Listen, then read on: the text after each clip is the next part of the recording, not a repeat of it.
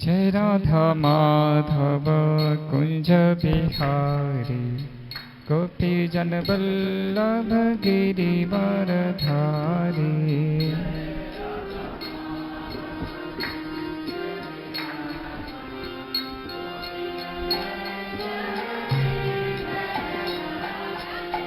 जय राधा माधव कुंज बिहारी गोपी जन वल्लभ गिरिवर धारी।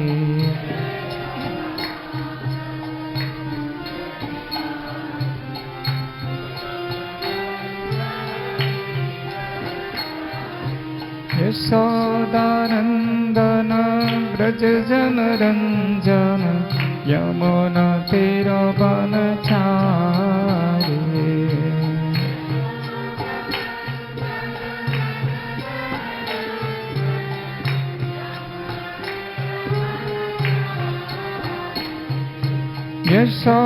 यशोदानंदन ब्रज जन रंजन यमुना तीर वनचारी।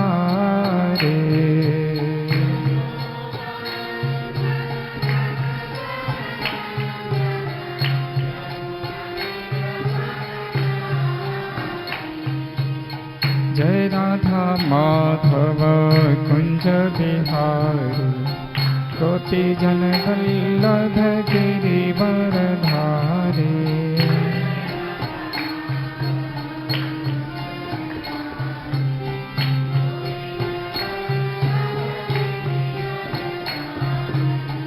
जय राधा माधव कुंज बिहारी गोपी जन वल्लभ गिरिवर धारी।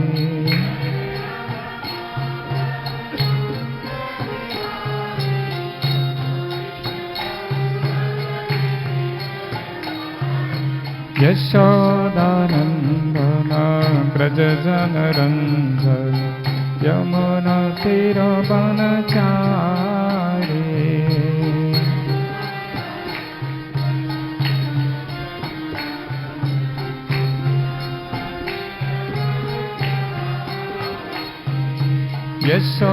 यशोदानंदन ब्रज जन रंजन यमुना तीर वनचारी।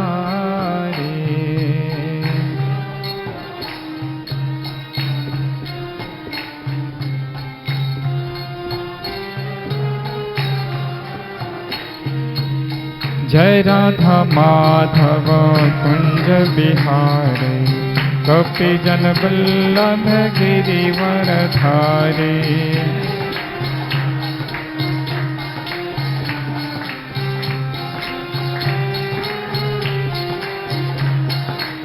जय राधा माधव कुंज बिहारी गोपी जन वल्लभ गिरिवर धारी।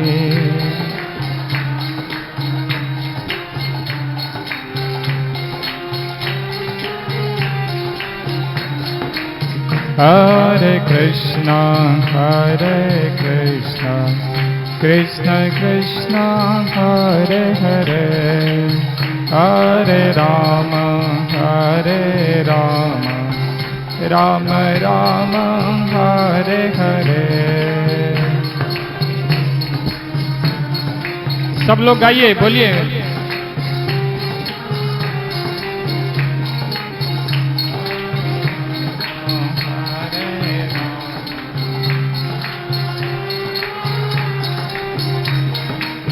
हरे Krishna Krishna Krishna Hare Hare Hare Ram Ram Ram Hare Hare.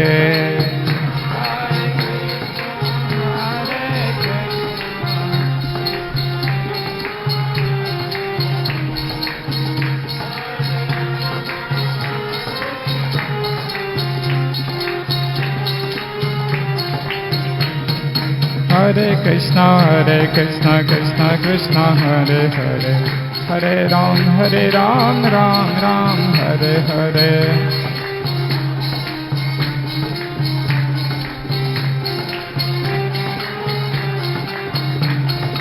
Hare Krishna Krishna Krishna Hare Hare, Hare Ram Ram Ram Hare Hare.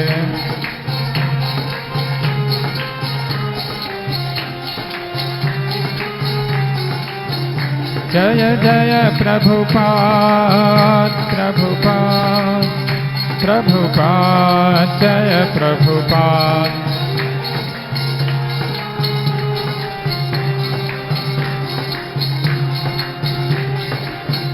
Nittai Gaur Hari Bol, Hari Bol, Hari Bol, Hari Bol.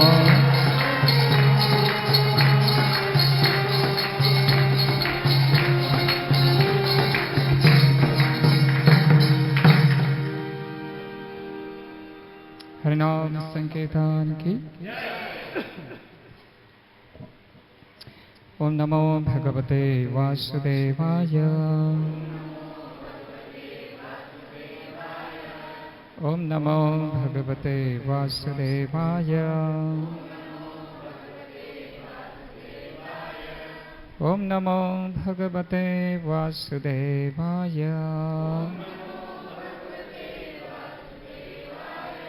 नारायणं नमस्कृत्य नरं चैव नरोत्तमं देवीं सरस्वतीं व्यासं ततो जयमुदीरयेत्। ॐ ज्ञानतिमिरन्धस्य ज्ञानाञ्जनशलाकया चक्षुर्निमीलितं येन तस्मै श्री गुरुवे नमः। जय श्री कृष्ण चैतन्य प्रभु नित्यानंद श्री अद्वैत गदाधर श्रीवासादि गौरभक्तवृंद। हरे कृष्णा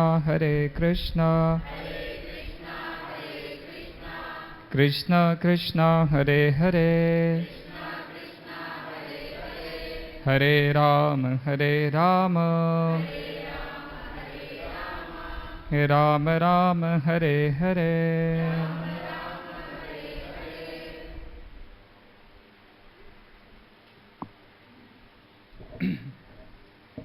हरे कृष्ण।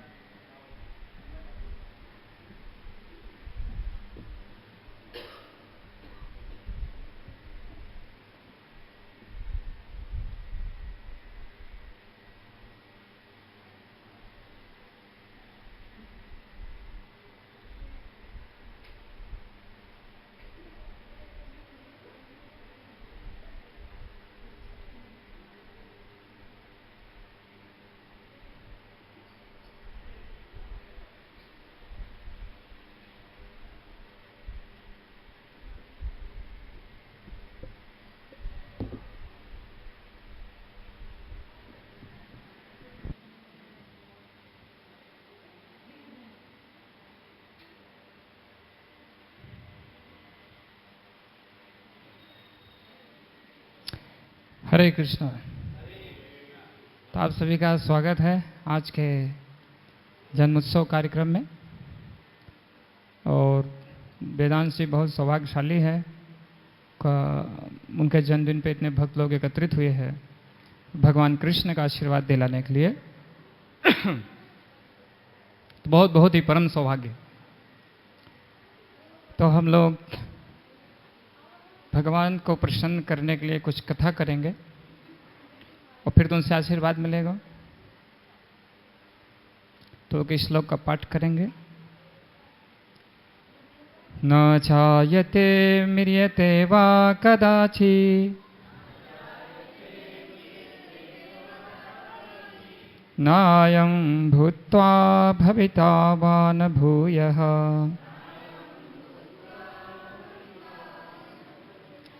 अजो नित्यः शाश्वतोऽयं पुराणो न हन्यते हन्यमाने शरीरे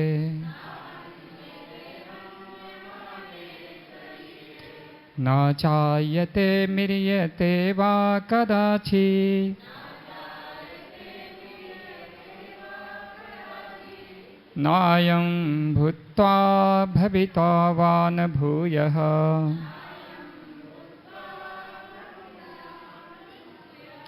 अजो नित्यः शाश्वतोऽयं पुराणो न हन्यते हन्यमाने शरीरे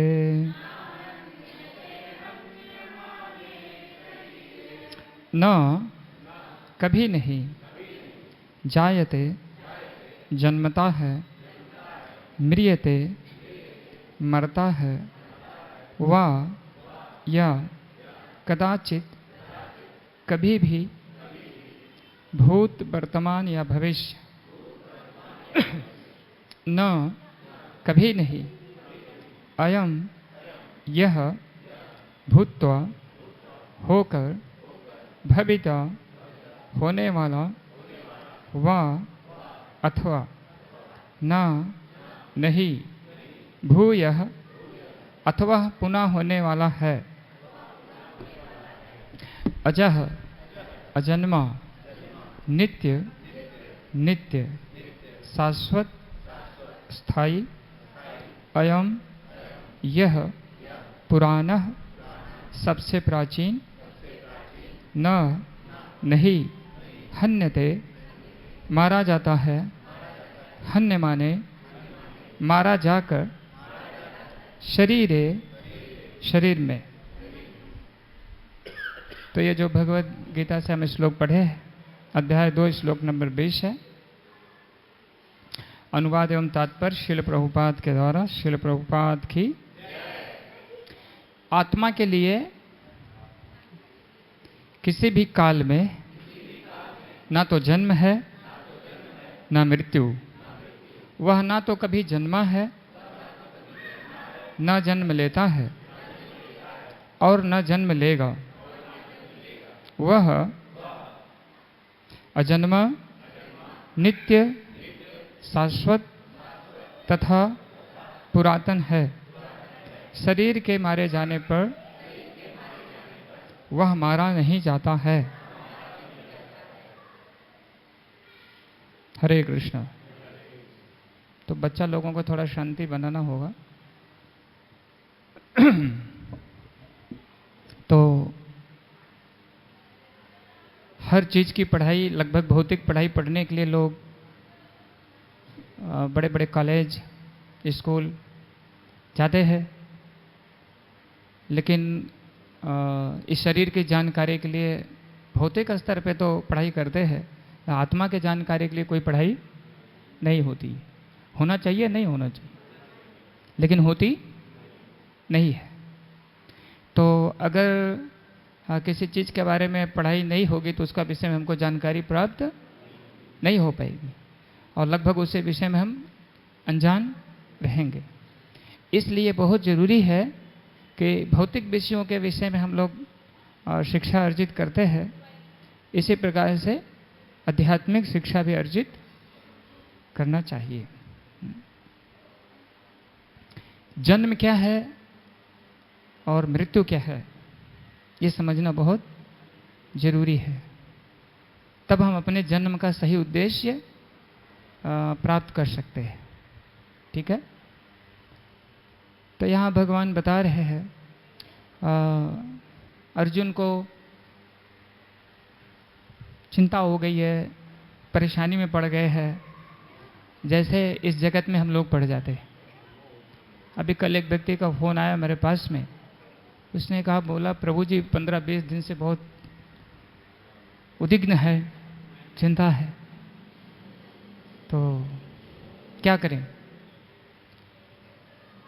आप सब यहाँ जितने लोग बैठे हैं, आपको तो भौतिक चीज़ें जो प्रयास कर रहे हैं, मान लीजिए कुछ मिलती हैं, कुछ नहीं भी मिलती हैं, लेकिन वास्तव में कभी कभी आप थोड़ा प्रसन्न होते हो, कभी कभी आप चिंतित भी हो जाते, दुखी भी हो जाते, कुछ परिस्थितियाँ ऐसी बन जाती हैं। तो वो परिस्थिति उनका भी पास आई, तो मैंने उनसे पूछा कि आप जप करते हो? बोले नहीं। बोले भगवत गीता पढ़ते? बोले कभी कभी पढ़ लेता हूँ। तो बहरहाल उनकी जो बात हुई अलग हुई, आगे चर्चा करेंगे। तो जैसे हम सब दुखित हो जाते हैं परिस्थितियों से, ऐसे अर्जुन भी दुखी हो गए हैं।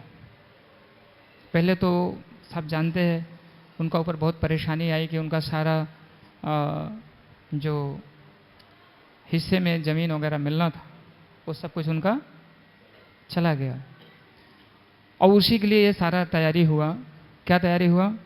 वापस लेने के लिए युद्ध की तैयारी, ठीक है। लेकिन युद्ध करने के लिए जब आते हैं, आमने सामने होते हैं दोनों सेना, तो उसमें अर्जुन को मोह उत्पन्न हो गया, उनका शरीर कांपने लगा, गला सूखने लगा, मतलब गांडी उनका नीचे गिर गया। तो हम लोगों के जीवन में वैसी परिस्थितियाँ आती हैं। कभी रात में सोए, एक फ़ोन आ गया तो पता लगा कि दूसरा दिन पूरा बोलेंगे अरे ले चलो हॉस्पिटल, जिसको कहते चिंता अगर भयानक, कितने लोग तो दौड़ा भी पड़ जाता है, ठीक है। तो ऐसे परिस्थिति में क्या करना चाहिए? ये भगवत गीता का जो ज्ञान है, ये हमारे मनुष्य जीवन के लिए क्या है, मैनुअल को हिंदी में क्या कहेंगे? मार्गदर्शक पुस्तिका, मार्गदर्शक पुस्तिका है। तो और चीज़ों के लिए अगर मैनुअल का प्रयोग नहीं करेंगे, तो कोई भी आप महंगी चीज़ खरीद के लाते हैं तो क्या होगा? सामान आपका खराब हो जाएगा। उसी प्रकार से अगर इस जीवन का ठीक से प्रयोग नहीं होगा तो इसका भी बिगड़ जाएगा। तो यहाँ पे बता रहे हैं, हम लोग आगे बढ़ते हैं, उसमें ज़्यादा नहीं जाना है। आत्मा शाश्वत है। आत्मा क्या है? हम जितने लोग बैठे हैं सब लोग अपनी पहचान शरीर से करते हैं, लेकिन हमारी वास्तविक पहचान शरीर नहीं है। अभी जितने लोग बैठे हैं, मृत्यु को क्या बोलते हैं हम लोग? अरे इनका तो जीव निकल गया शरीर से, ठीक है। तो जीव मतलब उसको जीव भी कहा जाता है, आत्मा भी कहा जाता है, ठीक है। तो आत्मा निकल गया, आत्मा की उपस्थिति में यह शरीर कार्य कर रही थी, ठीक है। आत्मा निकल गया तो ये शरीर कार्य नहीं कर रही है। इसका मतलब कि इसको जो चलाने वाला है, ड्राइवर कौन है? आत्मा है? तो आत्मा की स्थिति क्या है? हम शरीर नहीं हुए एक्चुअली, हम आत्मा हैं। और आत्मा का जो विश्लेषण है वहाँ पे भगवान कर रहे हैं, और उस चीज़ को हमको समझना जरूरी है। आत्मा का मतलब ज़्यादा कुछ लोग समझते हैं तो कोई हवा है, कोई प्रकाश है। आत्मा की उपस्थिति में डॉक्टर साहब आप 1 मिनट के लिए भी क्या शांत बैठ सकते हैं? ऐसा कभी होगा कि आप कुछ न सोचें? कभी नहीं हो सकता है, ठीक है। तो आत्मा हवा पानी कैसे हो सकता है, या ज्योति कैसे हो सकती है? अगर उसकी उपस्थिति में आप सब जितने लोग बैठे हैं, आप कहीं ना कहीं प्रेम का आदान प्रदान चाहते, आनंद चाहते। क्यों? क्योंकि आत्मा का स्वभाव है। तो कहने का तात्पर्य यह हुआ कि आत्मा ऐसा ज्योति प्रकाश नहीं है, आत्मा एक दिव्य आत्मा का शरीर होता है। यहाँ केवल उसको आत्मा का प्रयोग किया जाता है, जिसको कहते हैं दिव्य शरीर। दिव्य शरीर का मतलब होता है जो एक समान रहता है, उसका न कभी जन्म होगा। जैसे भगवान के विषय में प्रायः चर्चाएं होती रहती। कुछ लोग हैं भगवान को मानते हैं, कुछ लोग बोलते हैं भगवान क्या है। तो भगवान को मानने के लिए, भगवान को जानने के लिए पढ़ाई करना पड़ेगा। उसके लिए भी MBBS है, उसके लिए भी PhD है, लेकिन उसको तो लोग जानते नहीं हैं। अरे भगवान के लिए भी पढ़ाई करनी पड़ती क्या? हाँ, बिल्कुल पढ़ाई करनी पड़ेगी उनके वैभव को। जैसे मैं एक उदाहरण देता हूँ, इस संसार में कोई भी चीज़ जो बनाई गई है, क्या बिना किसी उद्देश्य के बनाई गई? या वो जो चीज़ बनी है ऑटोमेटिक आके प्रकट हो जाती है? उसको कोई पीछे रहता है उसके? मान लीजिए भी एक पेंटिंग सुंदर देखेंगे, गुलाब का चित्र बनाया गया है, तो आप क्या सोचेंगे उसको देख करके कि इसकी जो चित्रकारी किया है वो बहुत ही कलाकार है, ठीक है ना? कहेंगे या नहीं कहेंगे? और कोई ऐसा कह सकते नहीं ऑटोमेटिक आ गया है, तो जो कहेगा ऑटोमेटिक आ गया उसको आप क्या सोचेंगे? पागल है ये, है? और जो बुद्धिमान व्यक्ति नहीं, इसको किसी ने लाया भी होगा और किसी ने बनाया होगा, इसके पीछे किसी का कलाकार का हाथ। तो इतनी बड़ी जो आप वैभव देखते हैं इस सृष्टि में, है, इतने प्रकार के पुष्प, बहुत सारी चीजें हैं, तारे आप देख रहे हैं, सूर्य आप देख रहे हैं, है? और आप सोचे कि नहीं इसके पीछे कुछ बनाने वाला कोई नहीं है। तो ऐसा कभी हो नहीं सकता कि बनाने वाला कोई, ऐसा सोचना हमारी मूर्खता है। एक सूर्य दूसरा बना के दिखा दो, चाहे वो बड़े वैज्ञानिक हो चाहे कोई भी हो, बोलो एक सूर्य और स्थिर कर दीजिए आप, संभव नहीं है।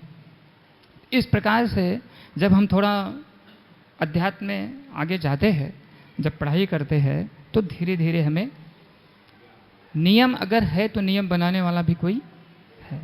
अभी मान लीजिए हम रोड पे कार लेके जा रहे हैं, उधर रेड सिग्नल ग्रीन सिग्नल है, तो कभी कभी वहां पुलिस नहीं भी खड़ी रहती। पुलिस तो तब खड़ी होती है बदमाशी करने वाले लोगों की, ठीक है? तो हम सोचे कि नहीं ऐसे ही चल रहा है, ऐसे ही नहीं चल रहा है, चलाने वाला उसकी व्यवस्था करने वाला है। और जब आप तोड़ते हो तो क्या होता है? सजा मिलती है। इसी प्रकार से हम सब लोगों के ऊपर भी निगरानी है, नियम कानून भगवान का बना है। दंडित लोग हो भी रहे हैं, लेकिन दंडित होकर भी कभी कभी समझ में आता नहीं है। कोई लोग हैं केवल समझाने में समझ जाते, कोई दूसरे उसका थोड़ा प्रयोग करके समझ जाते, कोई है उसको देख करके समझ जाते, और कोई लोग हैं मार मार बार बार खाने के बाद में भी, यानी जैसे चोर है वो जेल में जाएगा, मारा जाएगा, फिर आएगा, फिर चोरी करेगा। तो कुछ लोग इस प्रकार से इसको समझते नहीं है। तो हम कहाँ से घुसे थे इसमें?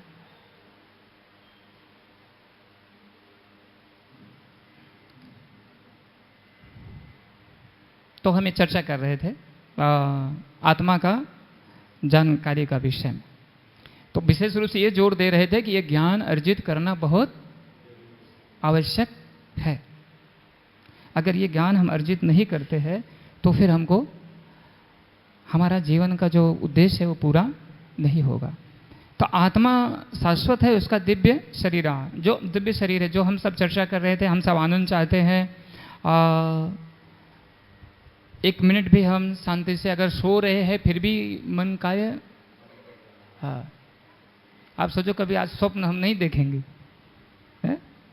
तो सोने के बाद में भी, आज मैं रात में स्वप्न देख रहा था, बॉम्बे में पहुंच गया हूँ और वहाँ जो है, अरे गजब ही सपना था। तो कभी कभी आप ऐसा सोचते नहीं, कभी कभी स्वप्न में ऐसी भी चीज आप देखते हैं जहां आप गए ना हो।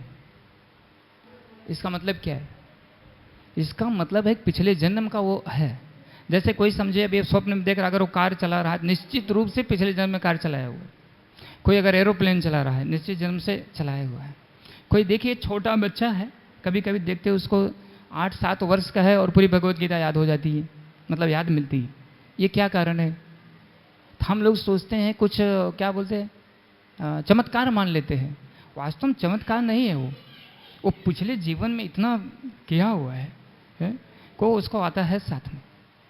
अनेकों प्रकार के ऐसे लक्षण हैं जो कि हमारा पूर्व जन्म का इस जन्म में आते हैं। तो जन्म क्या है, इसके विषय में क्या विचार है आप लोगों का?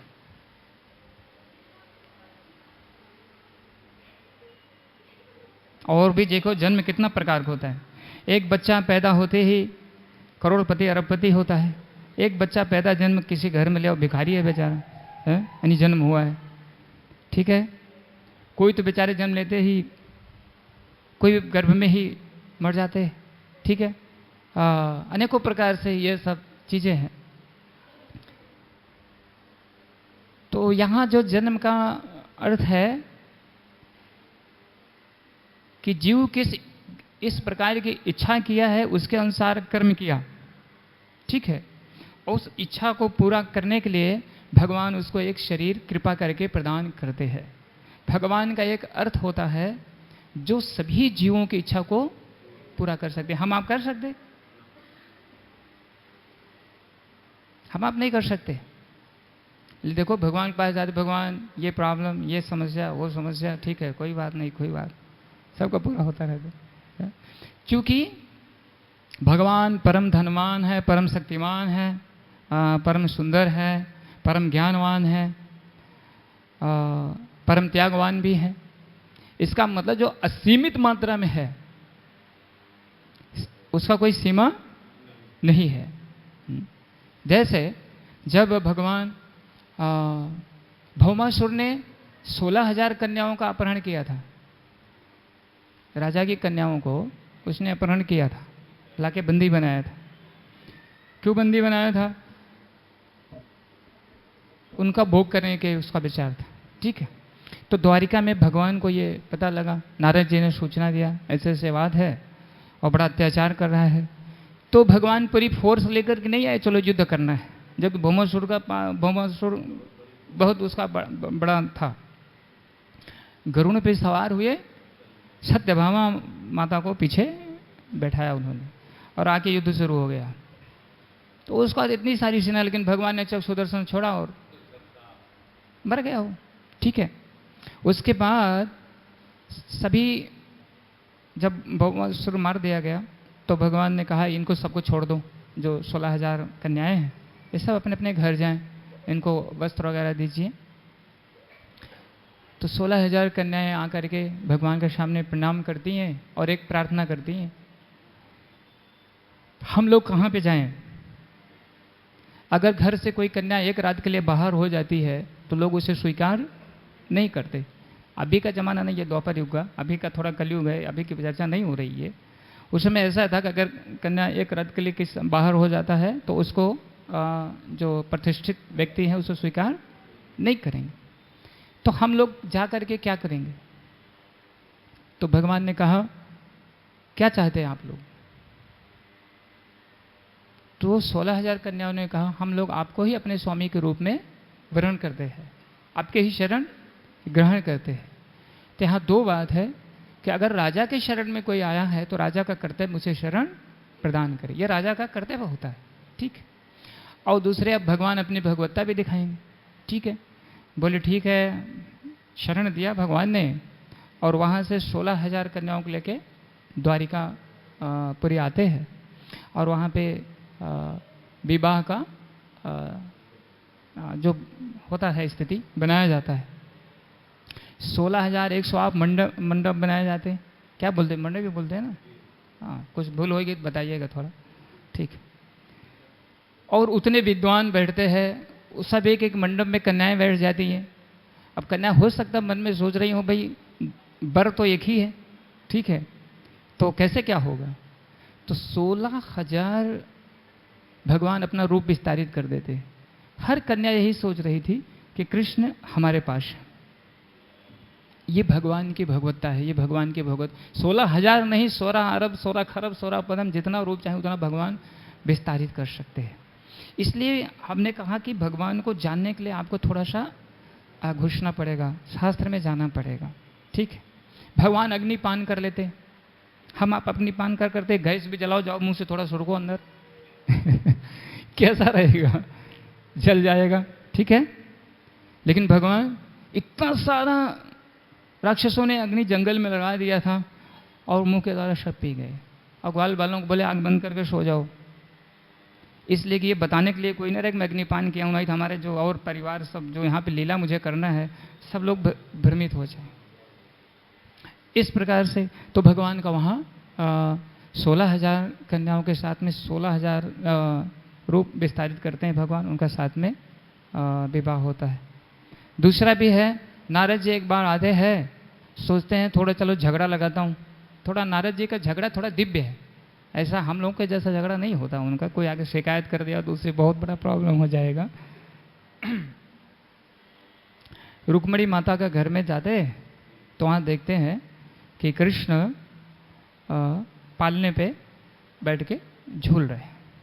तो जैसे नारद जी को देखते हैं तुरंत भगवान उधर उठ जाते, आइए ब्राह्मण देव, उनको बैठाते हैं और उनका चरण धुलते हैं और अपना जल को सबका घर में उसको छिड़काव करते हैं। तो भगवान बोले कहिए कैसे आना हुआ? बोले बस ऐसे ही थोड़ा इच्छा हुई, घूमते आ गए हैं। अच्छा ठीक है, तो जल जलपान हुआ तो सोचे चले अब दूसरी रानी से थोड़ा झगड़ा लगाएंगे कि देखिए वहाँ कृष्ण इस प्रकार से कर रहे हैं, आपको तो मानते नहीं हैं। दूसरा गए तो वहाँ भी देखने कृष्ण किसी अपने बच्चे का साथ में है। तीसरा जगह जहाँ भी गए वो वहाँ पे देखे हर महल में कृष्ण, यही भगवान की भगवत्ता है। एक व्यक्ति मुझसे प्रश्न किया कि 16,000 रानी तो श्री कृष्ण 108 रानी रखे थे, तो हम क्यों नहीं 2-4 रानी रख सकते? हमने कहा भैया 2-4 नहीं 1000 रानी रख लो अगर तुम्हारी क्षमता हो, लेकिन कृष्ण की बराबरी मत करो। कृष्ण तो 16,108 महल था, 16,108 उन्होंने अपना रूप विस्तारित कर दिया था, तो उनकी तुलना मत करो। तो ये कुछ ऐसी चीज़ें हैं। ब्रह्मा जी एक बार आते हैं भगवान से मिलने के लिए, तो ब्रह्मा जी गेट पर आते हैं और द्वारपाल से बोलते हैं हमें मिलना है। द्वारपाल बोला रुकिए, जाके राजा जी से पूछ के आऊँ। तो जाते हैं कृष्ण के पास, पूछते हैं कि ब्रह्मा जी आए। तो भगवान बोले कौन से ब्रह्मा आए? द्वारपाल आए, बोले आप कौन से ब्रह्मा हैं? तो ब्रह्मा जी जब कौन से ब्रह्मा है, तो ब्रह्मा जी थोड़ा हिल गए। हाँ, तो बोले कि सनातन के पिताजी हैं, ऐसा बताइए। अब ब्रह्मा जी की खोपड़ी छन करने लगी, ऐसा प्रश्न क्यों आया? क्या और भी ब्रह्मा है क्या इस ब्रह्मांड? ऐसा भगवान ने क्यों पूछा? तो अंदर जाते हैं, दंडवत करते हैं भगवान को ब्रह्मा जी, और कृष्ण भगवान मुस्कुराते हुए पूछते हैं बताइए ब्रह्मा जी कैसे आना हुआ? बोले भगवान हाँ मेरा मन में एक प्रश्न आ गया, मैं बड़ा थोड़ा व्यथित हूँ। बोले क्या प्रश्न है? बोले द्वारपाल ने पूछा कौन से ब्रह्मा हैं आप? बोले बस, तो क्या व्यथित हैं? बोलते और भी ब्रह्मा हैं क्या इस ब्रह्मांड में? हाँ, बोले बैठिए आप। तो भगवान ने आवाहन किया ब्रह्मा का, सभी ब्रह्मांड के। अब ब्रह्मा जी एक तो इनके पास तो 4 ही मुख था, ये देख रहे हैं 8 मुख वाले आ रहे हैं, उसके पास 16 मुख वाले आ रहे हैं। इतने ब्रह्मा जी आ गए वहाँ पे कि ब्रह्मा जी गिनती भी नहीं कर पाए कि मैं गिनती करूँ कितने ब्रह्मा जी। भागवत में बताया लाख मुख वाले तक ब्रह्मा जी आ गए, अनगिनत ब्रह्मांड है। उसके बाद ब्रह्मा जी को चक्कर आ गया, उसके बाद में उठे तो प्रार्थना किया ब्रह्मा जी। सब कोई कहे कि भले मैं कृष्ण के विषय में जानता हूँ, लेकिन मैं ब्रह्मा कहता हूँ कि मैं भगवान के विषय में कुछ भी जानता नहीं हूँ। तो भगवान का ऐश्वर्य असीमित है। ब्रह्मा जी कौन आप सब समझ सकते हैं? सृष्टि के पूरे इंजीनियर हैं बड़े, और वो चक्कर में पड़ गए जिनका कि भगवान के साथ में डायरेक्ट उनका संबंध हुआ है। ये भगवान के भगवत्ता है, इससे हमें जानना चाहिए। दूसरा क्या है, इधर जो हम चर्चा कर रहे थे, जीव इच्छा जो करता है भगवान उसे पूरा कर देते हैं। तो उसको भोग करने के लिए एक शरीर, सब देखिए सबका शरीर का सोच विचार और सब चीज़ें अलग अलग हैं। अगर सारा एक ही जूती सब एक समान है, सबका विचार एक जैसा क्यों नहीं हो जाता? और सब एक दूसरे मन की बात क्यों नहीं समझ लेते? है ऐसा संभव? नहीं संभव है। इसलिए प्रत्येक आत्मा का उसका व्यक्तिगत शरीर है, उसके व्यक्तिगत हाव भाव। कोई गाने में एक्सपर्ट है, कोई ड्रामा करने में एक्सपर्ट है, कोई डॉक्टरी कर रहा है, कोई कुछ और कर रहा है, अलग अलग अलग अलग प्रकार से ऐसे कलाएं हैं वहाँ पे भगवत धाम। तो फिर उसको एक शरीर प्रदान किया जाता है। शरीर कितने प्रकार के हैं जो यहाँ पे प्रदान किया जाता है? 84 लाख प्रकार के ड्रेस है। आप सबको इसमें थोड़ा संशय होता होगा, लेकिन बहुत सारा तो आप लोग देखते ही होंगे। अगर थोड़ा अपने हिसाब से अध्ययन करें, अभी कीड़ों को देखो रात में कितने प्रकार के घूमते हैं, और कुछ तो ऐसे आते आप डर भी जाते। अगर सर्प भी आप सामने का आ गए तो आप डर जाएंगे। तो ऐसे प्रकार का शरीर है यहाँ से लेके स्वर्ग लोक तक, और वो शरीर हम अपनी इच्छा के अनुसार धारण, और जिसको आप भाग्य कहते हैं, जिसको भोगना यानी आपको प्रदान किया जाता है। जैसे मान लीजिए आप 1 महीने नौकरी करते हैं, आपको फिर उसकी दी जाती है, लो भाई आपका मेहनत का है, आप इसको ले जाओ जो करना। इसी प्रकार से आपने जो इच्छा कर्म किया, जो इच्छा आप व्यक्त की है, भगवान उसकी व्यवस्था दे देते। जैसे मैंने बताया, एक बच्चा है वो करोड़पति घर में जन्म ले रहा है, एक बच्चा है वो भिखारी के घर में जन्म ले रहा है? तो जैसे कोई कहते हैं अरे कर्म के सिद्धांत को हम नहीं मानते। अब ये देखिए, आप तो कहोगे मैं परिश्रम करके धन इकट्ठा करूंगा, लेकिन एक तो पैदा होते ही पहले ही मालिक बना हुआ है। ठीक है, इसका मतलब ये नहीं कर्म नहीं करना है। मैं एक बता रहा हूं, कुछ लोग कहते हैं मैं अच्छा करता हूं, मेरे साथ बुरा क्यों होता है? कुछ लोगों का प्रश्न है कि देखिए भाई, जो लोग भक्ति भावना में रहते हैं उनको थोड़ा ज़्यादा ही दुख आता है, ठीक है, और जो लोग अत्याचार करते हैं उनको ज़्यादा सुख सुविधा प्राप्त है। हाँ, तो इसका एक उदाहरण बहुत बढ़िया समझाते हैं। पहले जब गेहूं की मड़ाई होती थी, उसको निकाला जाता था, तो रखने के लिए अभी भी स्टील की वो बनती है टंकी, और पहले मिट्टी का बनता था, तो उसमें अनाज रखा जाता था। और कभी कभी क्या होता था कि अनाज पूरा ख़त्म नहीं होता था, तो नया वाला अनाज उसी में, पुराना पहले खाना है, बाद में धीरे धीरे नया वाला भी आएगा। तो बच्चे ने पिताजी से पूछा, जब उसमें से निकालना, वो बोले मैं हम लोग तो नया डाले थे, लेकिन ये पुराना कैसे आ रहा है? तो पिताजी ने समझाया कि ये पहले से बेटा जो थोड़ा बचा हुआ था। ठीक, ये कर्म के सिद्धांत। आपने अच्छा भी कर्म किया है और हमारा थोड़ा अलग भी कर्म है, ठीक है। तो होता क्या है हमारे जीवन में कि भाई उसको भी भोगना है और उसको भी भोगना है। तो कभी कभी उसमें हम संशय में हो जाते हैं, अरे हम तो इस जन्म में बड़े बढ़िया से सब कर रहे हैं, ऐसा हमारे साथ में क्यों हो रहा है? तो ये जो जन्म के कर्म की भोग की श्रृंखला है, इसमें बड़ा, मान लीजिए धृतराष्ट्र को 100 बेटे थे। धृतराष्ट्र ने वेदव्यास जी से प्रश्न किया कि मैं ऐसा कौन सा कर्म किया था कि मेरे 100 बेटे मार दिए गए, युद्ध में 100 मारे गए? तो उनका बहुत पीछे जन्म लेकर जाते हैं, बोलते हैं आपने 100 गौरैया के बच्चों को मारा था। आपने क्या किया था? 100 गौरैया के बच्चों को मारा था। तो उनके जो माता पिता को दुख हुआ था, तो उन्होंने कहा कि तो ये हमको 100 जन्म के बाद क्यों मिल रहा है? उसी समय मिल जाना था, दूसरे जन्म में मिल जाना था। बोले ऐसा कैसे हो सकता है? 100 पुत्र प्राप्त करने के लिए भी भाग्य होना चाहिए, ऐसे आपको नहीं मिल जाएंगे। उसके लिए जब आपका क्रेडिट इकट्ठा हुआ, पुण्य कर्म किया आपने, उसके बाद क्या हुआ? डेबिट भी किया गया भगवान के द्वारा। ये कर्म के सिद्धांत है। हम आप पता नहीं कितने जन्मों से ये शरीर को धारण कर रहे हैं। हम केवल प्रेजेंट देखना चाहते हैं, हमने ऐसा किया ऐसा। आप कभी कभी देखते हैं ऐसे व्यक्ति के पास धन आ जाता है।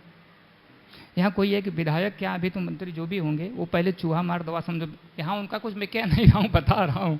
भाग्य का देखो लक्षण आप, मतलब समझ रहे हैं ना, ये भाग्य की बात कर रहा हूँ। लोग मुझे बताए, मैं तो जानता नहीं, लेकिन ऐसा मैंने बहुत सारा देखा। आपने भी देखा, कोई कोई अनपढ़ व्यक्ति उसके अंदर में MBA सब बीटेक एमटेक सब लोग लगे हुए हैं, काम कर रहे हैं। अब उसका इतना भाग्य प्रबल है कि लक्ष्मी आना है उनका पास, उनको वैभव प्राप्त होना है।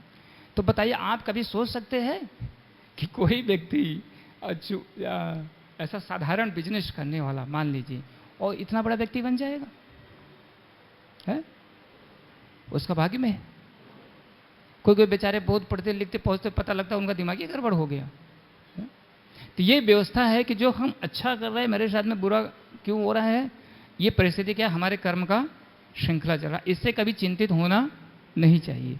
हमें अपने कर्म का अच्छा से पालन करना चाहिए, क्योंकि इसका जो आगे का परिणाम तैयार हो रहा है वो बहुत ही सुंदर तैयार हो रहा है। प्रेजेंट मन देखिए, लूट खसोट करके ले चले आएंगे, कहीं जाकर किसी का हनन करेंगे। देखिए, एक तो भौतिक जगत में लोग देखने वाले, लेकिन एक भगवान की शक्तियां भी देखती हैं। भगवान भी हमारे सब कार्यों को, उनके भी लगे हुए हैं पार्षद देखने के लिए। यहाँ एक्चुअली सिस्टम क्या है, अगर आपको मैंने एक थप्पड़ मारा, आप सबल हैं तो तुरंत थप्पड़ लगा देंगे, यानी कर्म फल तुरंत मिल गया।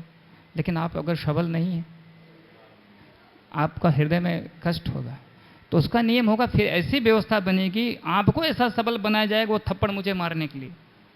ये सिस्टम है। अब ये समझो कि कुछ लोग मांसाहार करते हैं और कहते हैं कि अरे ये सब छोड़ो, सब क्या है, खाओ पियो मजा करो। नहीं, प्रत्येक जीव एक चींटी भी है, वो भी एक आत्मा है। आपके सुई को चुभाया जाएगा, आपको दर्द होता है। और आप किसी गला काटोगे? सिद्धांत यही है। क्या सिद्धांत है? आप अगर गला काट रहे हो तो आपको भी उसी प्रकार से उसी योनि में आपका गला काटा जाएगा। शायद हम लोग ऐसा सोचेंगे नहीं, अरे भाई हमारा गला काटा जाएगा, फिर हमको ऐसा नहीं करना चाहिए। तो कोई व्यक्ति सोचेगा, अरे प्रभु जी क्या गला हम लोग थोड़ा काटते हैं, काटने वाला तो दूसरा है। तो ध्यान दीजिए, मनु संहिता में बताया गया। कुछ लोग तो मनु संहिता का बहिष्कार भी करते हैं और कुछ लोग उसका गलत उदाहरण देते हैं, कुछ लोग ठीक से उसको पढ़ते रही है। और जबकि ये सब कुछ कहीं गलत नहीं है, सब सिद्धांत बताए गए। तो अभी समझो एक कोई भी जानवर, बकरी है, मुर्गा है, जो भी है, इसको जो बेचता है, जो खरीदारी करता है, जो काटता है, फिर उससे जो खरीदता है, फिर वो घर पे लाता है, जो बनाता है, जो परोसता है, जो खाता है, सब लोग समान रूप से भागीदार हैं उसमें। तो 100 गौरैया के बच्चों को मारने के बाद में उनके 100 पुत्र मारे गए, वो वियोग सहना पड़ा है। इस प्रकार से मैं ये सब चीज़ें बहुत छोटे रूप में बता रहा हूँ, क्योंकि एक एक विषय पे कई दिन बोला जा सकता है और उसके लिए उस मतलब मूड में व्यक्ति बैठना भी चाहिए है। इसलिए सबसे सुंदर है कि आप लोग भगवत गीता पढ़ते भी रहिए और सत्संग में आते भी रहिए। आप हर कार्य करने के लिए, अभी देखो जब किसी का दांत में दर्द होता है, डॉक्टर साहब पास भाग करके आते, हम भी आए थे, ठीक है। इसीलिए आध्यात्मिक जो आवश्यकता है, इसके लिए भी भाग के हमें जाना चाहिए। आपको जब कष्ट होता है ना, तो हर शरीर छोड़ के, हर काम छोड़ के भागते कि नहीं भागते? आते हैं ना। उसी प्रकार ये भी हमारे लिए अनिवार्य है कि इसकी भी हमें ताजगी हमेशा बनी रहे। यहाँ एक्चुअली 2 चीज़ें हैं, एक तो माया का वैभव है, एक आध्यात्मिक वैभव है। तो माया का क्या है? माया में हम लोग हैं, माया का जो प्रलोभन है सामने हमको दिखता है। आध्यात्मिक चीज़ें क्या, उसमें थोड़ा घुसना पड़ता है, तब जाके उसका आनंद हमें मालूम पड़ता है। यहाँ का जो आनंद है भौतिक जगत की निरश है, आध्यात्मिक आनंद है वो हमेशा उसमें बढ़ोतरी होती रहती है। अब जब लोग उसको जान जाते हैं तो उसको छोड़ते नहीं हैं, और जिनको उसका अनुभव नहीं है सोचते हैं भैया ये भौतिक जगत ही सब कुछ है। इसलिए हमको अध्यात्म का शरण बहुत ही तीव्रता से लेनी चाहिए। अब आ गया कि शरीर तो हमको मिल गई इच्छा करने पे, जैसा हमने कर्म किया, ठीक है। अब समस्या ये बहुत बड़ी है कि ये शरीर को धारण करने में और इसको बनाए रखने में और फिर इसको छोड़ने में बहुत दुख है। अब जिस लोग डॉक्टरी पढ़ रहे हैं वो तो समझ सकते हैं, पढ़े हैं तो उनको पता है। अभी आगे जो पढ़ेंगे भी मान लीजिए, तो ये सब भागवत में पहले लिखा गया है। कुछ लोग बोलते हैं नहीं नहीं विज्ञान बहुत आगे, विज्ञान जो भी कुछ कर रहा है वो सब पहले दर्शाया गया है। भागवत में अध्याय 3 स्कंद में बताया गया है कि बच्चा कैसे गर्भ में जाता, कैसे बच्चे का विकास होता है और बच्चा को कैसे दुख होता है। तो माँ के गर्भ में हम सब गुजरे हुए इस स्थिति से। जब थोड़ी सी चेतना विकसित हो जाती है, तो हाथ पांव इत्यादि, नाक इत्यादि बन जाते हैं, तो उसको बड़ा कष्ट होता है। कष्ट की स्थिति ऐसी है जैसे एक बॉक्स के अंदर में आपको हाथ पांव ऐसा घुटने का जैसा बंद करके आपको लॉक कर दिया जाए। जैसे जो गर्भ है बहुत छोटा, उसके अंदर में बच्चा बहुत ही दुखमय स्थिति में रहता है और अनेक प्रकार के कीड़े हैं अंदर। कीड़े मतलब आप लोग अपने भाषा में क्या बोलेंगे, बैक्टीरिया बोलेंगे, जो भी, ठीक है। तो आप भी आपको लगाएंगे जो यंत्र होता है, देखेंगे आपके नाक सांस मुंह में भी चलते रहते हो है? तो वो क्या करते हैं, बच्चे का त्वचा इतनी मुलायम कोमल होती है, उसको काटते रहते हैं और वो उसको दर्द होता है, बेहोश होता है कुछ समय, बहुत ही गंदे स्थान में उसे रहना पड़ता है और फिर वहाँ पे वो प्रार्थना करता है। क्या प्रार्थना करता है? हे प्रभु मुझे इस दुखमय स्थिति से निकालिए, मैं अब की बार केवल आपका भजन करूँगा। ऐसा हुआ प्रार्थना। हम सब लोग ऐसा ही करके आए हैं, ठीक है। और अंत में तो इतना बोलता है, फिर उसको याद आता है क्या, 100 जन्म की व्यथा उसको याद आ जाती है, ऐसा भागवत में बताया गया है। और फिर वो कहता है कि मैं ये दुख सह लूँगा, गर्भ से बाहर नहीं निकलूँगा। सोचिए आप, लेकिन चूंकि ये व्यवस्था है तो उसको जन्म लेना पड़ता है। जन्म लेते समय माँ को अपार कष्ट, बच्चे को अपार कष्ट। बच्चा रोता क्यों है? बच्चा जन्म लेने के बाद में रोता क्यों है? इसलिए बहुत दुखमय स्थिति से गुजरा। ठीक है, तो जन्मत मरत दुषा दुख होई, इस विषय को समझना बहुत अनिवार्य है। ये जो कुछ भी हम अभी वैभव इकट्ठा कर रहे हैं, ये क्या है? ये चंद्र समय के लिए है, और उसमें भी समस्याएं कितनी ज्यादा है आप सब इसको जान रहे हैं। तो बच्चा कुछ समय तक उसको भूख लगी आपसे बता पाएगा? उसको मच्छर काट रहे हैं बता पाएगा? कैसी स्थिति होगी बेचारे की? यानी हम सब बेचारों की ऐसी स्थिति रही है। अभी तो सब बढ़िया पहन ओढ़ के टेंट फैंट सेंट लगा के सब अभी तो दूसरा वैभव में घूमते। तो वो बेचारा केवल क्या करता है? रोता है। कभी भूख लगी रो रहा है तो माता सोचती, कभी दर्द हो रहा है, कभी बेचारा कान में दर्द हो रहा है, चिल्ला रहा है, बहुत बहुत दुख होता है। कितने? जब तक कि वो कुछ थोड़ा बता। ये क्या स्थिति साधारण है? बता, आप ऐसे स्थिति में पड़े हों कि आप कुछ व्यक्त न कर सकें किसी से। उसके बाद जब थोड़ा सा 3 साल का हुआ, 4 साल, तो आप लोगों ने क्या किया? एक बैग बढ़िया सा, बहुत सारी बुक्स उसमें, उसके ऊपर पढ़ना तो चाहता नहीं, वो खेलना चाहता है एक्चुअली। क्योंकि भौतिक आध्यात्मिक जगत में वहाँ कुछ ऐसा है नहीं, जबरदस्ती कुछ ऐसा नहीं, वहाँ आनंद ही आनंद, खेलो कूदो घूमो भगवान साथ में। इसके लिए उसका स्वभाव वो खेलना चाहता है। लेकिन क्या होता है? माता पिता उसको उंगली पकड़ पकड़ के ABCD जो भी है, और फिर धीरे धीरे जब बड़ा हो जाता है, स्कूल कॉलेज जाता है, फिर बेचारा वो सब पीछे वाला क्या हुआ? भूल गया। यहाँ फिर क्या हो गया? एक नई दुनिया उसकी शुरू हो गई, चक्र वही चल गया जो फिर पीछे था। उसके बाद और थोड़ा पहले माता पिता से प्रेम करता, फिर स्कूल में जाता, बच्चों से दोस्ती होती है, फिर और आगे इस प्रकार से, और फिर क्या है? विवाह का आयोजन हो जाता है, फिर बच्चे, और फिर घूम घुमा के क्या करता है? उसी दुनिया में जो उसने त्यागने के लिए सोचा था वहीं फिर आ गया। और इसके बीच में उसने सहा क्या क्या? जन्म मृत्यु जरा व्याधि। अभी जो लोग पढ़ाई कर रहे हैं उनको पता है कितनी परिश्रम होता है उसमें। 8 घंटे 10 घंटे बाद, आजकल तो लड़के सब रात में 1-1 2-2 बजे तक बताते पढ़ते।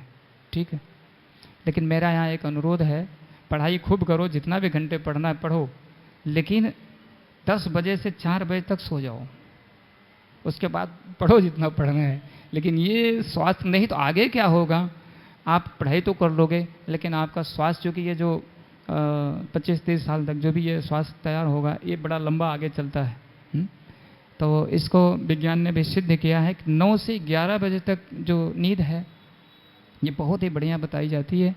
और इसमें एक ऐसा शरीर में तत्व बनता है जो कि अगर उस समय आप नहीं सोएंगे तो नहीं बनेगा वो शरीर के लिए। इसको आप लोग नेट पे सर्च करके देख सकते हैं, चूँकि मैं उधर ज़्यादा नहीं जाता हूँ, लेकिन लेक्चर में जो सुने वो बता रहे हैं।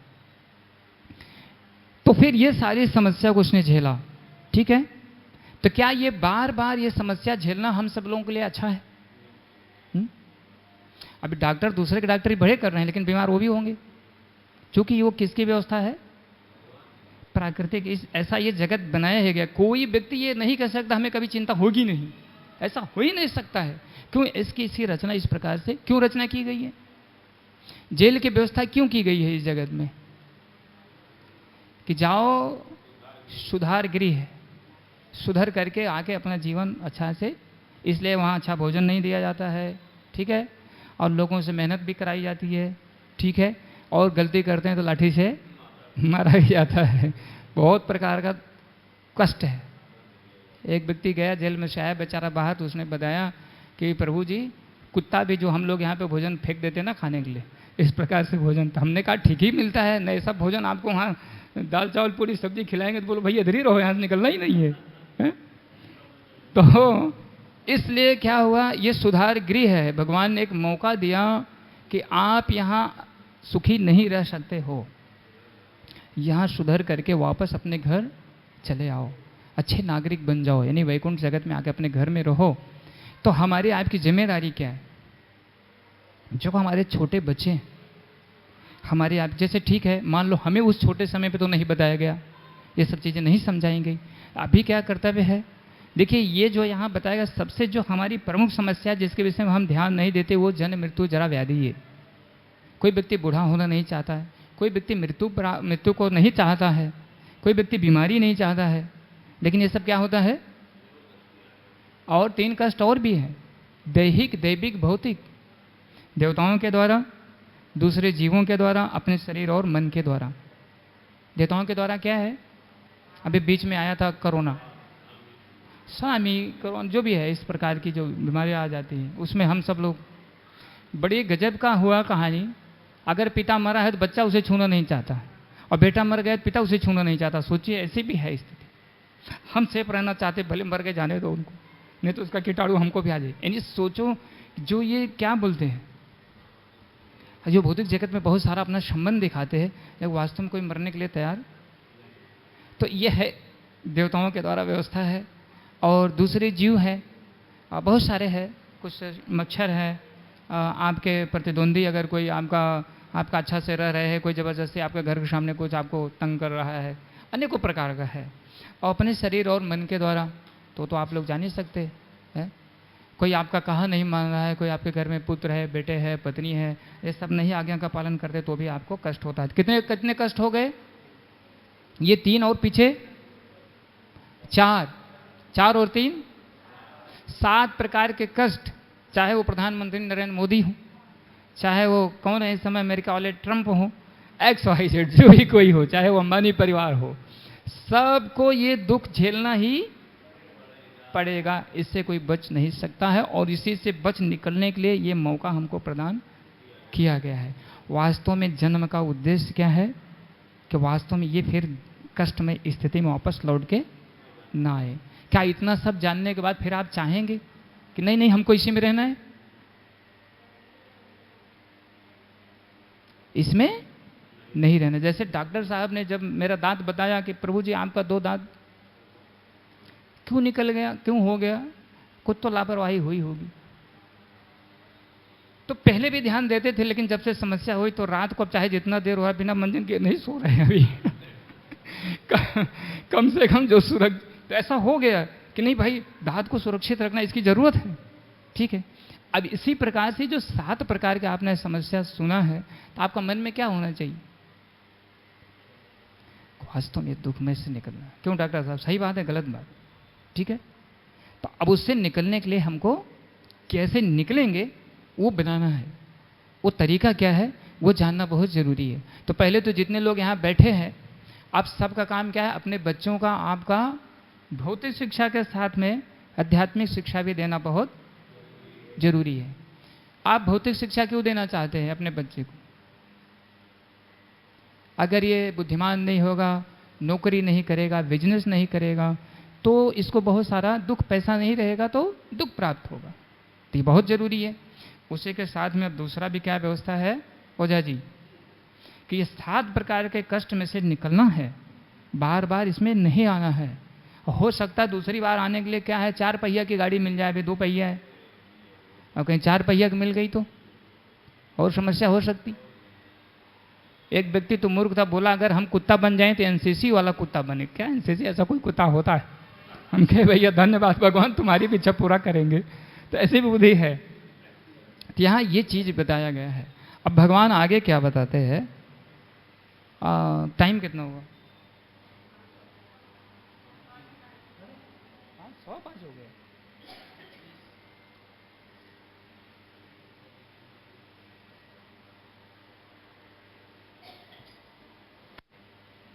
तो हमें अभी थोड़ा कम करके पूरा कर लेना पड़ेगा, इसलिए मैंने कहा ये सब विषय बड़े, तो भी मैं बहुत जगह से उसको समेटने की कोशिश कर रहा हूं। तो कोई भी ये सब चीज सोच के प्रभु जी बताओ, यही मन में सोचेगा कि हम निकल कैसे सकते हैं, हम बाहर इससे कैसे निकल सकते हैं। तो वो निकलने के लिए भगवान बताते हैं कि आप बाहर कैसे निकल सकते हो।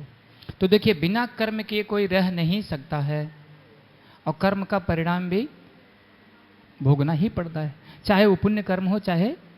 हाँ, कर्म का सिद्धांत, जैसे आप कहेंगे कि मैं अपने घर में बैठा हूं कुछ भी नहीं करूंगा, तो आपको कर्म ना करने का पाप लगेगा, इससे कोई बच नहीं सकता है।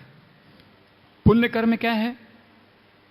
पुण्य कर्म से थोड़ा अच्छे घर में जन्म मिल जाएगा, पढ़ाई अच्छी हो जाएगी, थोड़े बंगले और चीज़ें बन जाएगी, ऐसा चाहिए। लेकिन वो साथ में साथ वाला जो कष्ट बताएं वो जारी रहेगा, लेकिन थोड़ा सा हाँ रहेगा व्यवस्था। पाप कर्म क्या है? पाप कर्म के लक्षण है व्यक्ति बहुत दुखित रहता है, आर्थिक व्यवस्था का प्रॉब्लम है, और बहुत सारी शारीरिक समस्याएं हैं इस प्रकार से। तो भगवान बताते हैं कि कैसे इससे बच सकते हो। जैसे कर्म करना है और पुण्य और पाप कर्म दोनों को भोगने के लिए आना, शरीर लेना ही पड़ेगा। तो तीसरा कर्म है, उसको अकर्म कहते हैं। यज्ञ अर्थात कर्मणा अन्यत्र लोका अयम कर्म बंधना। भगवान अर्जुन को बता रहे हैं कि पुण्य कर्म और पाप कर्म के चक्कर में अगर पड़ोगे तो वो भोगने के लिए आपको वापस आना पड़ेगा। तो तीसरा क्या है? अकर्म है। वो केवल भगवान की प्रसन्नता के लिए वो कर्म करना है, तो उसमें पाप और पुण्य का कोई भोगने के लिए उसको वापस आना नहीं है। तो ये भी एक बड़ा बात है कि भगवान के लिए कर्म करना है, मेहनत से हम कमाएं और भगवान को दे दें सब, ऐसा मन में प्रश्न हो सकता है।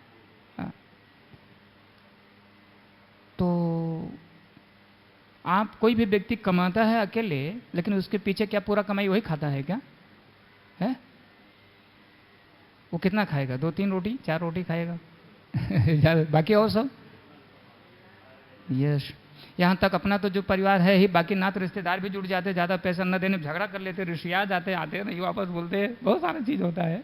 ठीक है, तो आप यहाँ क्या कहेंगे? यहाँ तो ऐसे मन में सोचेंगे नहीं, अरे नहीं भाई ये मेरा बेटा है, मेरी बेटी है, मेरी पत्नी है, ये ऐसा है, ये सबके लिए करो। वहाँ आप तो नहीं सोचते, नहीं मैं कमा रहा हूँ दूसरे लोग खा रहे हैं। इसी प्रकार से भगवान भी आपके हैं, भगवान भी आपके हैं, आप भगवान के हो, आपके भगवान परम पिता है। भगवान चाहते क्या है? भगवान को हमारे किसी वास्तव में क्या बोलते हैं, उनको हमको ऐसा कुछ नहीं, उनकी इच्छा है कि आप रुपया हम देंगे तो भगवान खुश होंगे, भगवान को हम खिलाएंगे तो ही भगवान का पेट भरेगा। ऐसे वो तो पूरे अनंत कोटि ब्रह्मांड को खिला रहे हैं। बात यहाँ है भगवान से आदान प्रदान करने की। आपके घर में कोई भी आपका परिवार है, बस खाली आप ला के उसे धन देते रहिए, आपको देख के मुंह उधर करे, आपकी कोई बात न सुने, तो आपको कैसा लगेगा? है? लेकिन वही पिताजी का ही धन है, बेटा लेके गया है और पिताजी के जन्मदिन पर ला के कुछ उपहार उनको देता, पिताजी के पैसे से, तो कैसा लगता है? पिताजी को गले लगा लेते हैं, बहुत प्रसन्न होते। बस भगवान यही चाहते हैं कि आप मेरे पुत्र हो और मेरे साथ प्रेम का आदान प्रदान करो। ओ प्रेम का आदान प्रदान करने के लिए सारी विधि है। अब ऐसा थोड़ा है एक माँ बोले अपने बच्चे, बेटा मैं तुमको बहुत प्रेम करती, बहुत प्रेम, उसे दूध की न भूख लगी ना दूध पिलाए, नहलाना धुलाना नहीं, उसके लिए भोजन तैयार करनी, कौन सा प्रेम है ये? अब तो हमको लगता है सबको समझ जाना चाहिए। तो अगर आप भी, आपकी यही प्रक्रिया होनी चाहिए भगवान से कि ये बेटा मेरा बेटा नहीं है, ये बेटा आपका है, मैं भी आपका बेटा हूँ, ये भी आपका बेटा है, मुझे सिर्फ इसको आपने जिम्मेदारी दिया है तो इसकी शिक्षा करानी है, भौतिक शिक्षा और आध्यात्मिक शिक्षा भी देनी है। आपके घर में जैसे समझो ये डॉक्टर साहब का घर है, इस एक घर में एक भगवान के लिए कमरा होना चाहिए है। अभी देखो भगवान के लिए छोटा स्थान लोग देते हैं, तो छोटा घर है छोटा स्थान दे दो ठीक है, लेकिन डॉक्टर साहब घर अभी छोटा तो मुझे नहीं दिख रहा है, इनका घर ठीक ठाक है, ठीक है। तो भगवान के लिए कमरा होना चाहिए, उनके लिए एसी होनी चाहिए, उनके लिए एक बेड होना चाहिए, उनके लिए सारी व्यवस्था होनी चाहिए। अभी मन में ये प्रश्न कर सकते हैं, अरे भगवान क्या सोते, भगवान क्या खाते, भगवान को ऐसी क्यों चाहिए? ऐसा मन में प्रश्न आ सकता है, क्यों नहीं चाहिए? आपको सब कुछ चाहिए, भगवान क्यों नहीं चाहिए? आपके मन में क्या है कि भगवान तो वो अग्नि का समान है, उनको नहीं चाहिए? वो सब भगवान की शक्तियां हैं, वो अपना अपना कार्य करें। भगवान एक व्यक्तिगत यशोदा मैया का गोद में खेलते हैं, भगवान उन दूध पिलाती, वो दूध पीते हैं, खेलते हैं, सारी व्यवस्थाएं होती। तो प्रेम का आदान प्रदान कहाँ रहा आपका? आप कभी भगवान से मिल पाओगे? नहीं, भगवान को कोई आवश्यकता नहीं है। ठीक है बेटा जाओ रहो इधर, 7 प्रकार का कष्ट बार बार, अभी तो मनुष्य बनाया हूँ, अगले जन्म में कुत्ता बनाऊंगा, फिर और बनते जाना, सुअर बनना, घूमते रहो उधर ही। तो भगवान से आदान प्रदान करने जब आपका प्रेम कैसे बढ़ेगा, उसके लिए यही विधि होगी। अभी एक जब विवाह किसी का होता है, या मान लीजिए बच्चे बच्ची से समझो उसका कुछ रिलेशन बनता है, तो एक दूसरे को पहले वो नहीं जानते, कैसे बनता है? या कोई मित्र आप बनाते हैं, कैसे बनता है? उससे आप मिलते हैं, बातचीत करते हैं, आपके विचार मिलते हैं, ठीक है, तो धीरे धीरे आपका प्रगाढ़ मित्रता होती है। इसी प्रकार से भगवान से प्रेम अपना बढ़ने के लिए उनके विषय में हमको सुनना पड़ेगा, उनके वैभव को जानना पड़ेगा, है हमारा क्या संबंध है भगवान के साथ में। इस जगत में आपके साथ में, आपका पास जब तक वैभव है तब तक आपके साथी हैं। वैभव खत्म हुआ, अगर कल पता ये लग जाए कि डॉक्टर साहब तो डॉक्टरी इनको सब बंद हो गया है, कुछ नहीं, इनके पास पैसा नहीं है, एकदम पैसा ढूंढ रहे हैं, तो इनके जो नात रिश्तेदार मित्र होंगे अगर उनके घर पहुंच जाएंगे तो कहानी किस लिए पता नहीं आ गए, पैसा ना मांग ले। ये उदाहरण के लिए मैं बता रहा हूँ। तो ये वैभव जब हमारा समाप्त हो जाता है तो लोग यहाँ हमको छोड़ देते हैं। यहाँ तक अगर किसी की मृत्यु होती, सोना वोना कुछ कान में पहने होने तो भी निकाल लेते हैं। अगर 2-3 भाई हैं पहले हिस्सा लेने के लिए व्यवस्था में जुड़ जाए। लेकिन भगवान, एक भक्त थे भगवान के, तो वो बहुत भक्ति करते थे भगवान की। वो जब थोड़ा समय बीता, वृद्धावस्था की तरफ आए, उनका शरीर में बहुत बीमारी आ गया और उनका घर वाले ने उनको त्याग दिया है। अभी सुनते हैं ना लोग, वृद्धाश्रम भेज देते, कहाँ क्या क्या कर देते। तो पड़े थे कमरे में मूर्छित अवस्था में। तो एक छोटा बच्चा आया, छोटा बच्चा ने आके सारी व्यवस्था को उनको मतलब संभाला, यहाँ तक उनको उठा के ले जाके बाथरूम ले जाना इत्यादि क्रिया करना, उनको कमरे की सफाई करना, धूप अगर बत्ती जलाना। रघु भक्त कह के उनका नाम था। तो जब धीरे धीरे उनको चेतना वापस आई तो उन्होंने देखा तो शुद्ध भक्त थे वो। उनको बोले आप कौन है? बोले कुछ नहीं, आप बड़े कष्ट में थे इसलिए आ गया था। उन्होंने जोर से उनका चरण पकड़ लिया, बोले ऐसे बात नहीं है, आप बताइए। तो भगवान प्रकट हो गए। जब उन्होंने दर्शन किया जगन्नाथ जी का तो रोने लगे, एकदम बहुत तेजी से रोने लगे। बोले प्रभु ये सब आप ऐसे गंदे स्थान में आके सब क्या कर रहे हैं? बोले रघु तुमको क्या लगता है, जिस प्रकार से भक्त मेरी सेवा करने में आनंद लेते हैं उसी प्रकार से मैं भी भक्तों की सेवा करने में आनंद लेता हूँ। एक भगवान ऐसे हैं जो कि आपको जन्म जन्म तक आपके साथ प्रेजेंट अभी भी हैं, भविष्य में रहेंगे, हमेशा के लिए वही हमारे साथी है। बाकी जितने लोग हैं, अभी आप अपनी पत्नी कुछ व्यवस्था मत दीजिए, क्या आपका आरती उतारेगी? यहाँ उनकी पत्नी होगी, नाराज मत होइए। या पत्नी पति को जो भी है XYZ व्यवस्था है मान लीजिए है? तो ये मैं इसलिए बता रहा हूँ, जो यहाँ का संबंध और उधर का संबंध, वहाँ क्या है, भगवान एक भी कार्य का। पहली बात तो आपको ऐसे भी नहीं भूलते हो, जो नास्तिक लोग हैं, जो भगवान को नहीं भी मानते हैं, भगवान उनको भी भोजन वस्त्र प्रदान करते हैं। एक बार एक व्यक्ति था, ये द्वापर युग की कथा है, कि गृहस्थ का यह धर्म होता था उस समय, अभी भी उनके लिए नियम है कि वो भोजन करने तब बैठेंगे, घर से बाहर निकलेंगे 3 बार आवाज़ लगाएंगे, कोई भूखा है, कोई भूखा है, कोई भूखा है।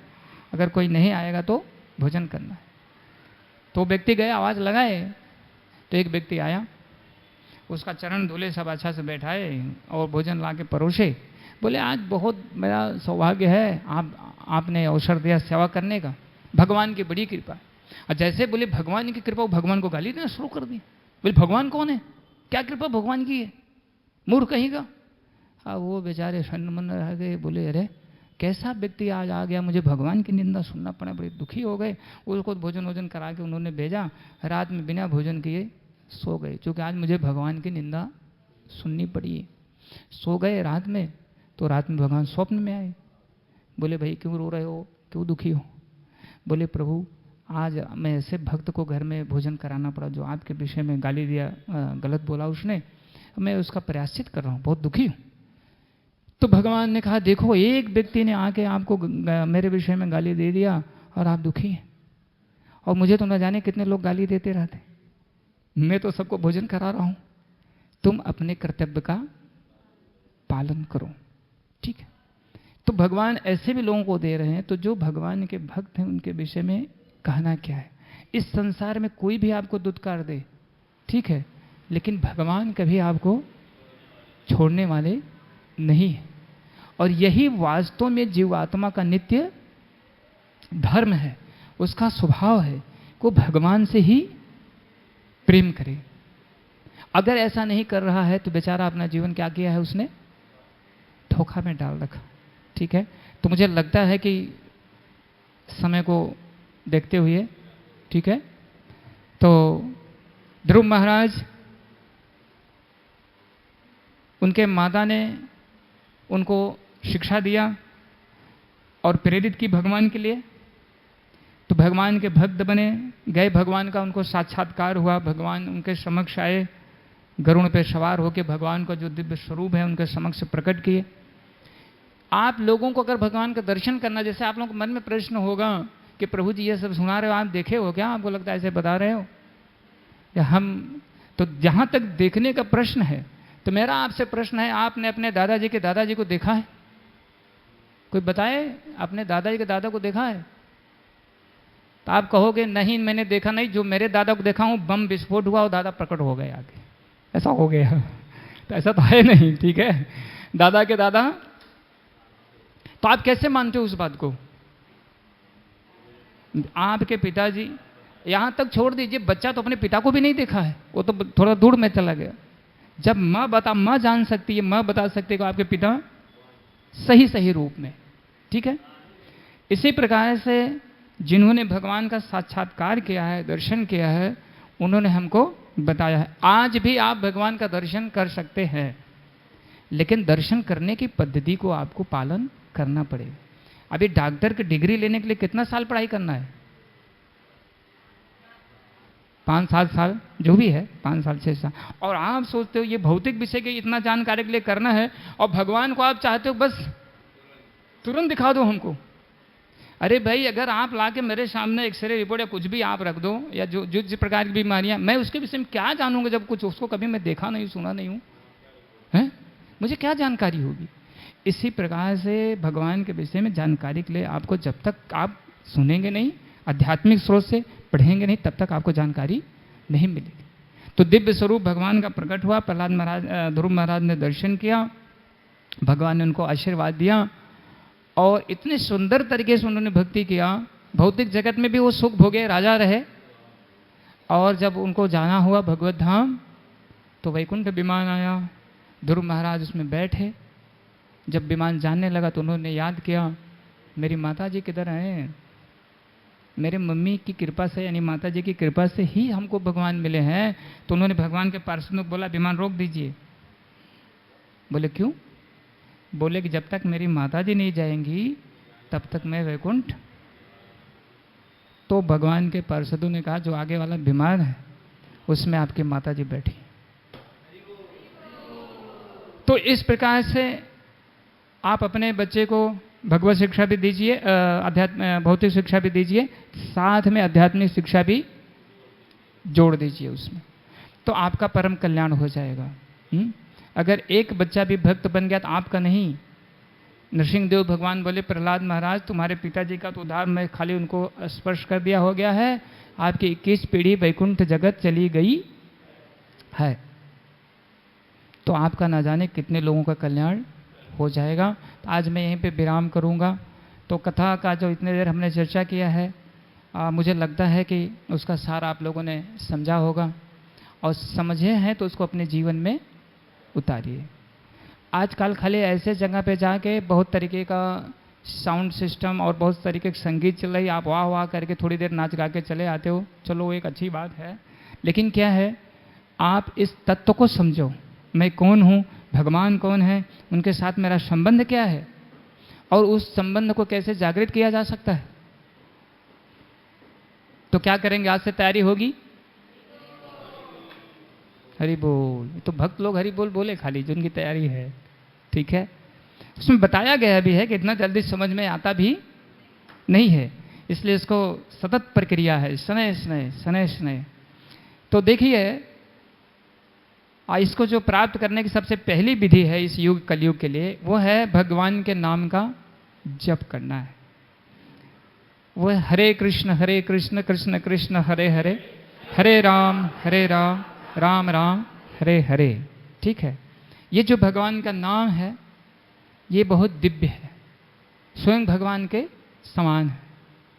जैसे अभी कपड़ा गंदा है तो उसको क्या करेंगे आप, उसके लिए सफाई करने के लिए जो भी है कई प्रकार के डिटर्जेंट पाउडर साबुन है, तो कपड़ा चमक जाएगा, उसको थोड़ा धुलाई करें। इसी प्रकार से जो आत्मा के ऊपर गंदगी है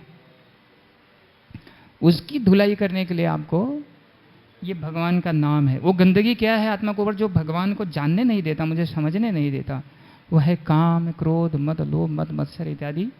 ये सब चीज़ें हैं जो भगवान को समझने हमको नहीं देती। हमको क्या समझने देती, बस इसी भौतिक जगत में क्या करो, आजकल क्या है सार रूप में कहूँ तो क्या है, टीवी और इससे मोबाइल के ऊपर सब एक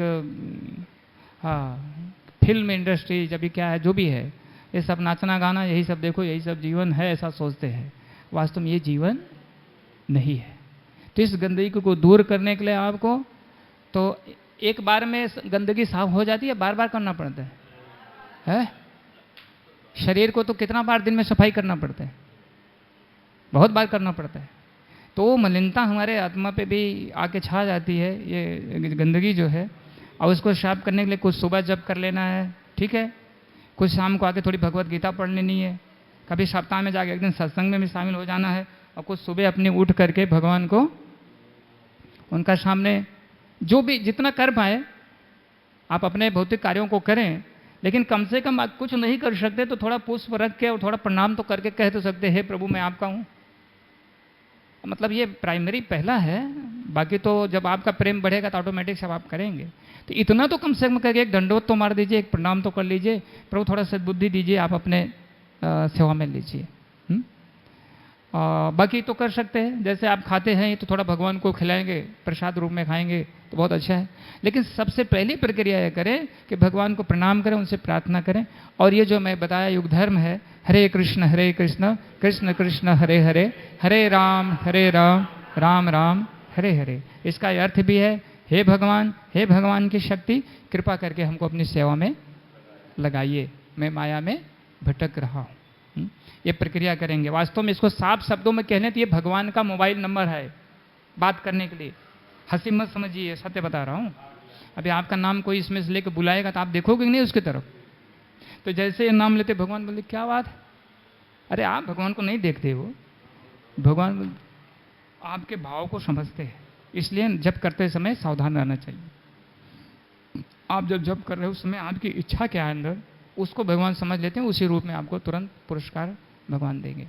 ठीक है, तो जब आप हम हरे कृष्ण कहते हैं तो राधा कृष्ण भगवान हमारी तरफ देखते हैं, हमारे भावों को देखते हैं। तो कभी कभी जब करते समय हम लोग बात करने लगते हैं, कुछ और करने लगते हैं, ऐसा हमें नहीं करना चाहिए।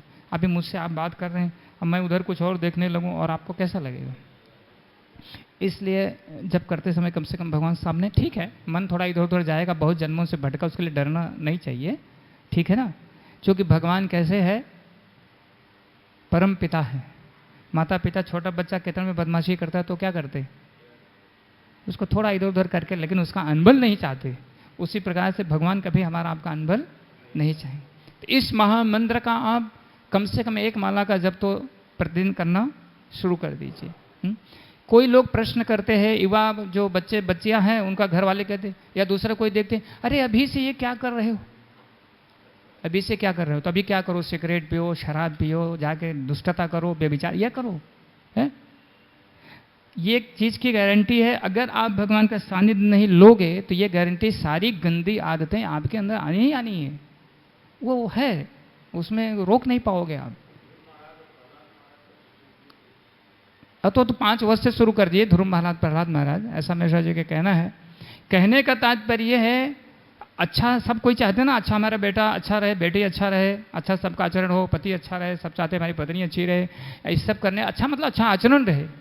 तो उसके लिए आप भगवान का नाम ही जप करना पड़ेगा, भगवान के नज़दीक आना पड़ेगा। नहीं तो जितने माया के जो वैभव हैं, जो गलत चीज़ें हैं, वो ऑटोमेटिक आके हमारे, आप जो देखते हो जो सुनते हो वही तो अंदर। आज सारे जो आप न्यूज़पेपर या जिसमें आप देख रहे हो हैं, क्या चल रहा है, अभी चलते चलते तो कौन सा रिलेशन पहुंच गया है जो कि कभी आप सोच भी नहीं सकते हैं, कभी ऐसा था। ये क्या कारण है, किस चीज का है? तो जिसका ज्यादा प्रचार होगा वही माइंड में घुसेगा, वही बार बार बार बार बार बार जब आप देखोगे तो ऑटोमेटिक करने के लिए आप मजबूर हो जाओगे। बस यही बात है। इसलिए जब ये चीजें आप लोगे तो वो चीजें आपको फिर किनारे हो जाएंगी। और ऐसा नहीं करोगे तो जितना मैंने पीछे समझाया और प्रेजेंट आपका जो आचरण भी है, कभी कभी अपने आचरण से लोग स्वयं परेशान हो जाते हैं कि मैं ऐसा चाहता नहीं लेकिन ऐसा हो जाता है। तो उसके लिए हमको दिव्य शक्ति का जरूरत है, और वो है भगवान का नाम जप। हरे कृष्ण। श्रीमद् भगवद गीता की, श्रील प्रभुपाद की। क्या किसी कोई प्रश्न है? जितने लोग यहाँ पे बैठे हैं, अगर उनमें के मन में कोई प्रश्न है तो पूछ सकते हैं।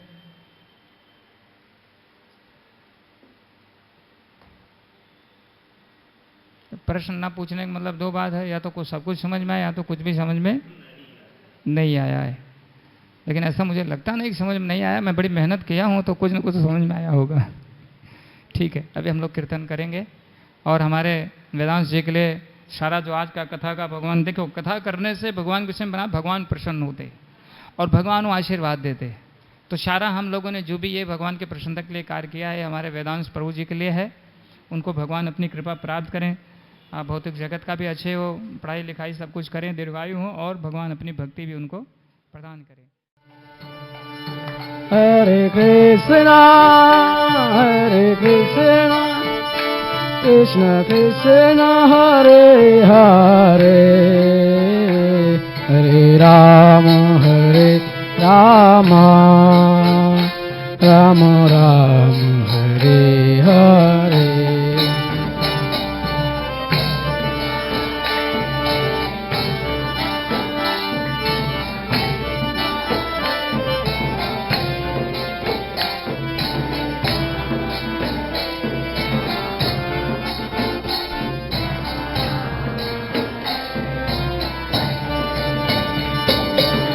Hare Krishna, Krishna Krishna, Hare Hare, Hare Rama, Rama Rama, Hare Hare.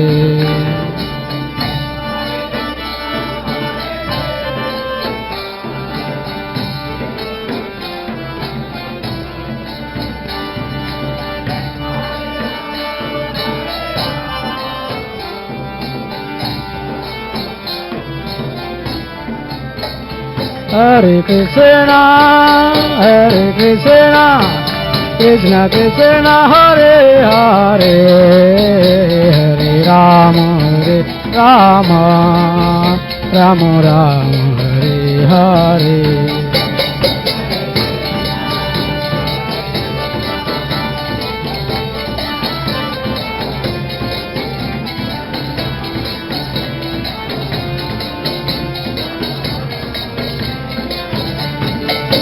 Hare Krishna, Krishna Krishna, Hare Hare, Hare Rama, Rama Rama, Hare Hare.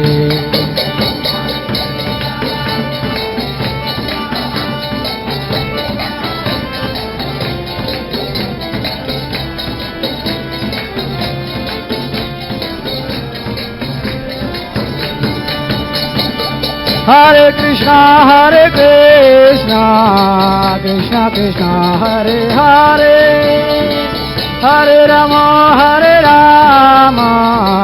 Rama Rama, Hare Hare.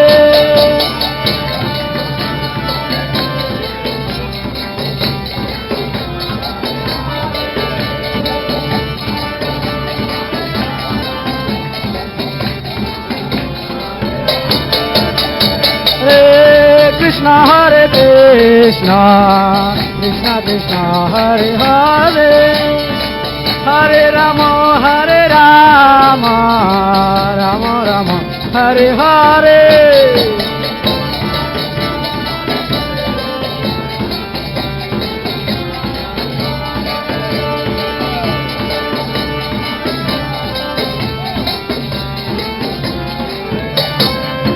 Hare Krishna, Krishna Krishna, Hare Hare, Hare Rama, Rama Rama, Hare Hare.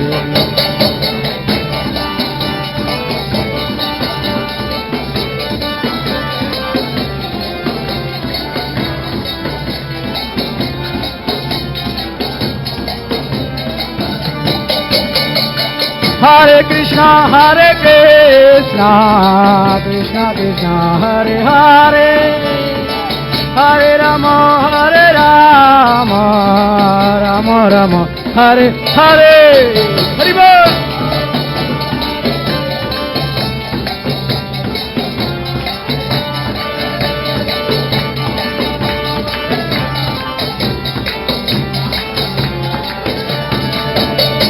Hare Krishna, Krishna Krishna, Hare Hare, Hare Ram, Ram Ram, Hare Hare.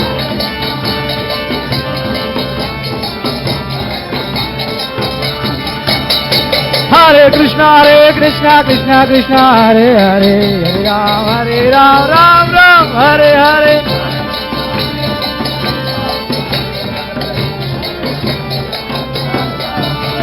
Hare Krishna, Krishna Krishna, Hare Hare, Hare Rama, Rama Rama, Hare Hare.